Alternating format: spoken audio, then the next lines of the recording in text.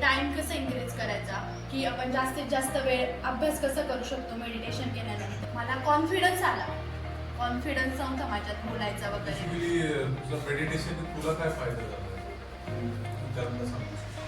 मी जो फायदा झाला तो काम हेच होता, इफिशियन्सी जी लेवल होती आपली जी आपण आता नव्हती होती ती अजून वाढली.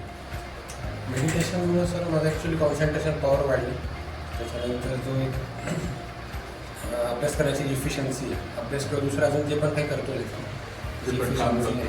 कॉन्सन्ट्रेशन फोकस वाढलेलं आहे. खूप फ्रेश वाटलं मेडिटेशन केल्यानंतर. आणि जेव्हा मी 2-3 दिवसानंतर बघितलं तर माझं माइंड खूप स्टेबल झालं. तुला बेसिकली अभ्यासात काय फरक जाणवला? कारण आपण अभ्यासावरती बोलूया. कॉन्सन्ट्रेशन म्हणजे अभ्यास जेव्हा म्हणजे लर्निंग करायचे मी तेव्हा कॉन्सन्ट्रेट नाही व्हायचे, वेगवेगळे विचार यायचे.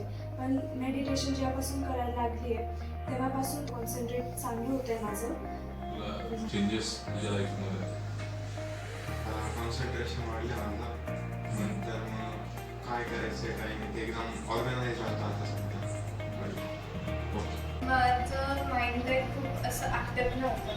सो मग मेडिटेशन आणि ऑनने थोडंसं शांत झालं and I became more relaxed and काम person and concentration and focus वाढलं. आय एम श्राव्य बोर्डे आणि मला फायदा असा झाला की मी काम राहायला लागले, माझी एनर्जी अजून करण्यासाठी आणि कॉन्सन्ट्रेशन माझं इन्क्रीज झालेलं. इंटरव्ह्यूमध्ये काय क्वेश्चन्स विचारलेले, आपण कसं बसावं, आपण कसं आन्सर करावं हे सगळं शिकवलं. त्याचबरोबर सरांनी आपण आपले गोल कसे सेट केले. सरांनी अतिशय एकदम हसून खेळून सगळ्यांना शिकवलं.